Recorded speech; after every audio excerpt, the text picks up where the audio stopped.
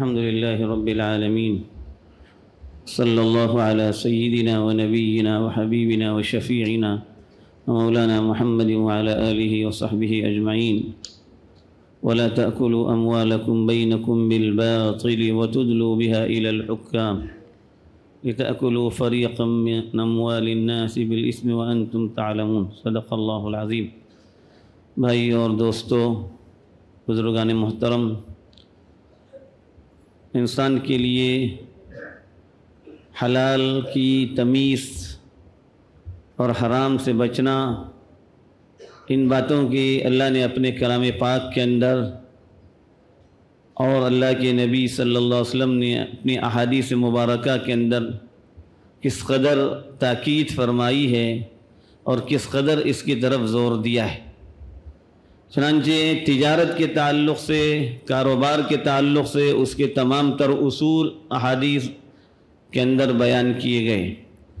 اللہ تعالیٰ نے کاروبار کو، خرید و فروخت کو حلال جب قرار دیا تو اس کے طریقے بھی بتلائے. نبی کریم صلی اللہ علیہ وسلم نے کاروبار کر کے دکھلایا، اور کاروبار کے اندر، تجارت کے اندر کون کون سے اصول اپنانے چاہیے ایک تاجر کے لیے، ان اصولوں کی طرف ہماری رہنمائی فرمائی گئی. ان اصولوں کے مطابق جب کاروبار ہوگا، تجارت ہوگی، تو وہ پاک و حلال تجارت ہوگی. اس کے ذریعے سے جو پیسہ آئے گا وہ حلال کا پیسہ ہوگا. اور ان اصولوں کے خلاف اگر تجارت کی جائے گی تو تجارت حرام کی ہوگی، ناجائز ہوگی، اس کے ذریعے آنے والا پیسہ حرام کا ہوگا. بنیادی باتیں جو مختصر وقت میں بیان کی جا سکتی ہیں وہ یہ ہے کہ اللہ کے نبی صلی اللہ علیہ وسلم نے سب سے پہلے دھوکہ دہی سے منع فرمایا. تاجر جب تجارت کر رہا ہے تو اس کو سب سے پہلے اس اصول کو اپنانا چاہیے کہ وہ اپنے گاہک کو دھوکہ نہ دے. مال کے اندر کسی طرح کی دھوکہ دہی سے اجتناب کرنے کا اس کو حکم دیا گیا. دھوکہ دہی مختلف طریقوں پر ہو سکتی ہے، مختلف انداز میں ہو سکتی ہے. اسی کو حدیث کے اندر غرر بتلایا گیا ہے، کبھی حدیث کے اندر اس کو نجش بتلایا گیا ہے کہ اللہ کے نبی صلی اللہ علیہ وسلم نے نجش سے منع فرمایا، دھوکہ دہی والی تجارت سے منع فرمایا. آپ اپنے گاہک کو جس انداز میں دھوکہ دیں گے، جس طریقے سے دھوکہ دیں گے، برے مال کو اچھا بتا کر دیں گے، یہ بھی دھوکہ ہے. کوالٹی، عمدہ کوالٹی کے بجائے گری پڑی کوالٹی کو آپ عمدہ کوالٹی کے نام سے بتلائیں گے، یہ بھی دھوکہ ہے. آپ جب جس مال کو جس طریقے سے بیچنا چاہیے اس کو اس طریقے سے بیچنے کے بجائے اس کو وزنی بنا کر بیچیں گے تو یہ غلط ہے. ایک دفعہ اللہ کے نبی صلی اللہ علیہ وسلم بازار تشریف لے گئے، غلہ بیچا جا رہا تھا. آپ نے غلے کے اندر ہاتھ ڈالا، اندر جو ہے بھیگا ہوا غلہ تھا، اوپر سوکھا ہوا غلہ تھا. آپ نے پوچھا یہ کیوں کیا تم نے؟ کہا کہ اللہ کے نبی صلی اللہ علیہ وسلم بارش ہو گئی تھی. تو آپ نے فرمایا اگر بارش ہو گئی تو بھیگا ہوا غلہ اوپر رکھ دیتے، سوکھا اندر رکھ دیتے. تم سوکھا اوپر رکھ کر کے سامنے والے کو دھوکہ دینے کی کوشش کر رہے ہو کہ یہ جو ہے سوکھا، اور اندر سے تم جو ہے وزنی غلہ نکال کر کے اس کو دے رہے ہو، یہ دھوکہ ہے. من غشنا فلیس منا. فرمایا جو ہم میں سے کسی کو دھوکہ دے وہ ہم میں سے نہیں، ہمارا اس سے کوئی تعلق نہیں. بنیادی بات جو کاروبار کے اندر ہوتی ہے وہ دھوکہ دہی ہوتی ہے. اس لیے دھوکہ دہی سے اجتناب نہایت ضروری ہے. تولتے وقت، وزن کرتے وقت، ناپتے وقت حکم دیا گیا زن ورجح، تم جھکتا تولو اور وربح، فائدہ اٹھانے والے بن جاؤ. کسی کو جب مال تول کر دیا جائے، وزنی زیادہ جھکتا تول کر دیا جائے. قرآن پاک کے اندر اللہ تعالیٰ نے ان لوگوں کے تعلق سے جو دھوکہ دہی کرتے تھے، ناپ تول میں کمی سے کام لیتے تھے، ان کے متعلق بڑی سخت وعید فرمائی. ویل للمطففین، بربادی ہے، جہنم کی ویل نامی وادی ہے ان لوگوں کے لیے جو ناپ تول کے اندر کمی کرتے ہیں. الذین اذا اکتالوا علی الناس یستوفون واذا کالوہم او وزنوہم یخسرون. جب لوگوں سے تول کر لیتے ہیں، پورا لے لیتے ہیں، اور جب لوگوں کو تول کر دیتے ہیں تو اس کے اندر کمی کرتے ہیں. جس طریقے سے بھی دھوکہ دیا آپ نے وزن کرنے میں، ناپنے میں، تولنے میں، اور وہاں سے ڈنڈی مارنے کی کوشش کی، اللہ نے اس کی سخت ترین وعید فرمائی۔ ایک زمانے کے اندر جو تاجر قوم آباد تھی اور وہ تجارت کے اندر اس طرح کے غلط افعال کی مرتکب ہو چکی تھی، اللہ نے پورے نبی کو دنیا کے اندر بھیجا، حضرت شعیب علیہ السلام کو۔ وہ قوم تاجر قوم تھی، تجارت کے اندر دھوکہ دہی سے کام لیتی تھی۔ اللہ کے نبی حضرت شعیب علیہ السلام دنیا میں تشریف لائے، ان کو تجارت کے اصول بتلائے۔ اللہ کے آخری پیغمبر ہمارے اور آپ کے آقا سیدنا محمد الرسول اللہ صلی اللہ علیہ وسلم نے تجارت کے اصول بتلائے۔ تجارت کرے آدمی، مال کی کوالٹی بتلائے، مال کے اندر کیا عیب ہے اس کو بتلائے، مال دھوکہ دے کر نہ بیچے، کسی سے چوری کیا ہوا مال نہ بیچے، خیانت نہ کرے۔ یہ تمام چیزیں ایسی ہوتی ہیں کہ جو انسان کو ان راستوں سے لانے والے مال وہ حرام مال ہوتا ہے۔ اب اس طریقے سے جو مال آدمی کے گھر میں آئے گا وہ چوری کا مال ہوگا، وہ حرام کا مال ہوگا۔ جب حرام کا مال آدمی کے پیٹ میں جائے گا، اس کی عبادتیں برباد ہو جائیں گی، اس کے اعمال برباد ہو جائیں گے، دنیا بھی اس کی بگڑے گی، آخرت بھی اس کی بگڑے گی، اس کی دعائیں قبول نہیں ہوں گی۔ اس لیے تاجر لوگوں کو بڑا متنبہ ہونے کی ضرورت ہے۔ تجارت کے سلسلے میں آدمی یہ کوشش نہ کرے کہ میرے گاہک کو میں کسی طرح سے مال اس کو دے دوں اور وہ بس وہ چلا جائے، نہیں۔ تاجر کو مال اس کے گلے باندھنا یہ کمال کی بات نہیں ہے، صحیح طریقے سے تجارت کرنا یہ ہے کمال کی بات۔ آپ غلط طریقے سے تجارت کریں گے، ظاہر اعتبار سے ہو سکتا ہے اس میں آپ کو نفع ہو، لیکن اصل میں وہ نفع کا سودا نہیں ہے، وہ گھاٹے کا سودا ہے، وہ دھوکہ دہی کا سودا ہے۔ اس سودے کے پیچھے جو پیسہ آئے گا وہ بربادی والا پیسہ ہوگا۔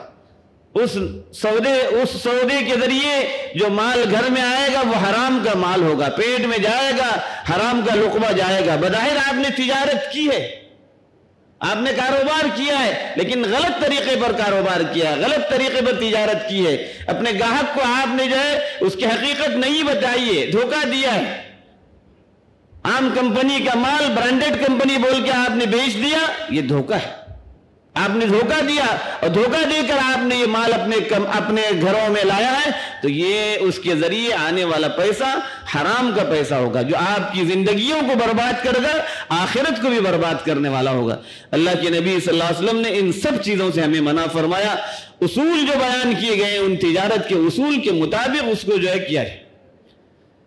کرایہ دار کے متعلق بھی اللہ کے نبی صلی اللہ علیہ وسلم نے جو اصول بیان فرمائے، جب ہم کسی آدمی کو مزدوری پر رکھتے ہیں اپنے یہاں، وہ ہمارے یہاں مزدوری کر رہا ہے، وہ نوکری کر رہا ہے، اس نوکر کو اس کی اجرت پوری دی جائے، جتنے وقت کی اجرت طے کی گئی ہے اتنے وقت کی پوری اجرت دی جائے، اس اجرت میں کمی نہ کی جائے، بلکہ کچھ زیادہ ہی اس کو دیا جائے۔ جیسے دوسروں کو وزن کر کے دینے میں زیادہ دینے کا حکم ہے، اس کی اجرت کچھ اضافہ کر کے ہی دی جائے، جو طے ہوئی تھی کچھ آپ نے خوشی سے اس کو دے دیا، یہ بہتر ہے۔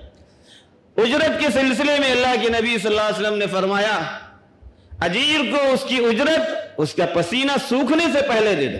کام کر رہا ہے، اس کے بدن پر پسینہ آ رہا ہے، اس کا پسینہ سوکھنے سے پہلے آپ نے اس کو بتلایا کہ اس کو اجرت دی جائے۔ یہ نہیں کہ کئی دن تاخیر ہو رہی ہے، مہینہ گزر گیا، مہینے کی تنخواہ نہیں دی جا رہی، اور اوپر سے بہانہ یہ بنایا جا رہا ہے کہ جو ہے کاروبار نہیں ہو رہا ہے۔ اگر کاروبار نہیں ہو رہا ہے تو اس اجیر کی کیا غلطی ہے؟ اس نے آپ کے یہاں پورا وقت دیا ہے، جس وقت کے لیے آپ نے اس کو اپنے یہاں اجیر رکھا ہے، آپ نے اس کو نوکری پر رکھا ہے، اس کو اس کی پوری اجرت دینا ہے۔ اجیروں کے ساتھ بھی، نوکروں کے ساتھ بھی اچھے سلوک کا حکم دیا گیا، ان کو جانوروں کی طرح سے ان سے کام نہیں لینا ہے۔ انسانی اصول ہوتے ہیں، کاروباری اصول ہوتے ہیں کہ 8 گھنٹے کی ڈیوٹیاں ہوتی ہے، آپ نے 8 گھنٹے سے زیادہ اگر اس سے ڈیوٹی لی ہے تو اس زائد ڈیوٹی کا اس کو پیسہ دینا ضروری ہے۔ اگر آپ نے نہیں دیا، قانون کے اعتبار سے 8 گھنٹے کی ڈیوٹی ہے، آپ نے 10-12 گھنٹے اس سے ڈیوٹی کی اور آپ نے اس کو اوور ٹائم نہیں دیا، آپ نے اس کا حق مارا ہے۔ اس کا حق مار کر جو پیسہ آپ اپنے گھر لے جا رہے ہیں یہ حرام کا پیسہ ہے، یہ بربادی کا پیسہ ہے، یہ آپ کے گھر میں برکت لانے والا نہیں ہے، آپ کے گھر میں بربادی لانے والا پیسہ۔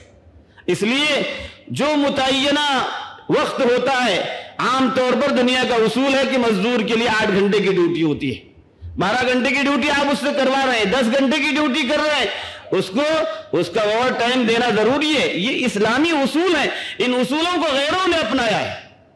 جو کمپنیاں ہوتی ہیں، جو مغربی کمپنیاں ہوتی ہیں، ان کے یہاں یہ اصول ہوتا ہے کہ 8 گھنٹے سے زائد ڈیوٹی کرتا ہے تو اس کو اوور ٹائم دیا جاتا ہے۔ یہ قانون، یہ اصول ہے، یہ ضابطہ ہے۔ اس ضابطے کی خلاف ورزی کر کے آپ نے گاہک کو کسی طرح سے کام پہ لگا دیا اور اس سے بس مزدوری لیتے جا رہے ہیں اور اس سے نوکری کرواتے جا رہے ہیں اور اس کو اس کا پورا حق نہیں دے رہے، آپ کے گھر میں پیسہ آئے گا، بہت خوش رہیں گے، آپ کے پاس مال زیادہ ہے، یاد رکھیے یہ مال آپ کی بربادی کا سبب، قبر کی بربادی کا سبب ہے، یہ مال جہنم کی طرف لے جانے والا ہے۔ نوکروں کے ساتھ اس طرح کا جو سلوک کیا جاتا ہے یہ بھی غلط ہے۔ نوکروں کی بھی ذمہ داری ہے کہ جتنے گھنٹے کی اس کی ڈیوٹی ہوتی ہے وہ پوری ڈیوٹی ایمانداری سے ادا کرنے والے ہوں، اپنے وقت کے اندر وہ پورے طور پر ایمانداری کے ساتھ کام کرنے والے ہوں، جس وقت کو بتایا گیا اس وقت پر اپنی ڈیوٹی پر آنے والے ہوں، پورا کا پورا وقت دینے والے ہوں، اپنے وقت میں پوری ایمانداری سے جو ہے نوکری کرنے والے ہوں، ایک پیسہ بھی ادھر ادھر کرنے والے نہ ہوں۔ وہ بھی اگر اس طرح سے نوکری پورے طور پر نہیں کریں گے، وقت ادھر ادھر کریں گے، ان کو جو نوکری کا پیسہ ملے گا وہ گویا کہ اپنے جو ہے مالک کو دھوکہ دے کر کے پیسہ لے جا رہا ہے، ان کے گھر میں بھی حرام کا پیسہ آ رہا ہے۔ وَلَا تَأْكُلُوا أَمْوَالَكُمْ بَيْنَكُمْ بِالْبَاطِلِ، ایک دوسرے کا مال باطل طریقے سے کھانے کی کوشش مت کرو۔ اللہ نے بڑی سختی سے اس کو منع کیا ہے اور اس پر بڑی سخت وعیدیں آئی ہیں۔ کسی کا مال چوری کر کے لے آیا، اس کو بیچ دیا۔ سستے میں جو مال ملتا ہے، آدمی کو عقل سے سوچنا چاہیے کیوں سستے میں ملتا ہے۔ بازار میں ایک چیز کی قیمت عام طور پر طے ہے، اس سے کم قیمت پر آپ کو کوئی مال دے رہا ہے، اس کی تحقیق کیجیے یہ مال کہاں سے آیا، یہ چوری کا تو مال نہیں ہے۔ کھانے پینے کی اشیاء ہوں یا کوئی بھی چیزیں ہوں، سستے میں مل رہا ہے، ہم سستے میں جہاں ملتا ہے بھاگ جاتے ہیں۔ آدمی کو تحقیق کرنی چاہیے کہ عام قیمت سے جو ہے بہت سستے میں کہیں مال مل رہا ہے تو اس کا مطلب یہ ہے کہ اس کے اندر کچھ دھوکہ ہے، کہیں سے اس مال کے اندر کوئی جو ہے غلطی ہوئی ہے، اس لیے وہ مال جو ہم کو اتنا سستے میں دیا جا رہا ہے۔ تاجروں کو ایک ہدایت یہ دی گئی کہ جب آپ نفع اٹھا رہے ہیں تو نفع اٹھانے میں بھی اصول ہے، ضابطہ ہے۔ ایسا نہیں کہ آپ 100 روپے کی چیز کئی 100 گنا بڑھا کر کے دے رہے ہیں، سامنے والے کی جیب آپ خالی کر رہے ہیں اور آپ بہت خوش ہیں کہ میں نے خوب فائدہ نفع اٹھا لیا، یہ غلط ہے۔ حد سے زیادہ نفع لینا اس سے بھی منع کیا گیا۔ ایک اصول اور ایک ضابطہ ہوتا ہے نفع کا بھی، اس ضابطے کے مطابق اگر نفع اٹھایا جائے تو وہ نفع آپ کے لیے جائز ہوگا، ورنہ آدمی کو بیچارے کو معلوم نہیں اس کی اصل قیمت کیا ہے۔ 100-200 روپے کی چیز آپ اس کو 1000 روپے میں بیچ رہے ہیں، آپ اتنا زیادہ اٹھا رہے ہیں، اتنا زیادہ فائدہ اٹھا رہے ہیں، یہ بھی آپ کا دھوکہ دینا ہے۔ اس کی بھی شریعت کے اندر اجازت نہیں ہے۔ کسی کا مال ناجائز طریقے سے کھانا، کسی کا مال چوری کر کے کھانا، کسی کے مال کے اندر خیانت کرنا، کسی کے مال کے اندر دھوکہ دہی کرنا، یہ سب گناہ ہے، یہ سب حرام کا کام ہے۔ اللہ کے نبی صلی اللہ علیہ وسلم نے اس سے سختی سے منع فرمایا ہے۔ اس سے انسان کی دنیا بھی برباد ہوتی ہے، اس کی آخرت بھی برباد ہوتی ہے، اس کی دعائیں بھی قبول نہیں ہوتی۔ آدمی جتنی عبادت کرے عبادتیں برباد ہوتی ہے اگر حرام کا مال اس کے پیٹ میں گیا ہے۔ آدمی اللہ سے مانگ رہا ہے اپنے لیے، اس کی دعا قبول نہیں ہو رہی، حرام مال آپ کے گھر میں آیا ہے، کسی طریقے سے جو ہے ناجائز طریقے سے مال آپ کے گھر میں آیا ہے۔ کسی کا حق ہمارے اوپر واجب ہو، ہم اس حق کو ادا کیے بغیر رہیں گے، پھر مرنے کے بعد پھر معافی نہیں ہے، اللہ کے حضور حاضر ہونے کے بعد پھر معافی نہیں ہے جب تک اس بندے کا حق ادا نہ کیا جائے۔ تو ان باتوں کا پورا پاس و لحاظ رکھنے کی ضرورت ہے۔ پیٹ میں جو پیسہ، جو مال جائے، جو لقمہ جائے وہ حلال کا جائے، آدمی کو ہمیشہ اس کی فکر کرنی چاہیے اور اسی کی پیچھے اس کو تگودو کرنی چاہیے، اور زندگی بھر آپ اسی فکر میں ہم رہیں گے تو ہم کامیاب رہیں گے۔ اللہ سے دعا ہے کہ اللہ تعالی ہمیں ان باتوں کی صحیح سمجھ عطا فرمائے، ایمان کی سلامتی کے ساتھ اپنے وقت پر ہم سبوں کو ایمان پر خاتمہ نصیب فرمائے۔ آمین و آخر دعوانا الحمد۔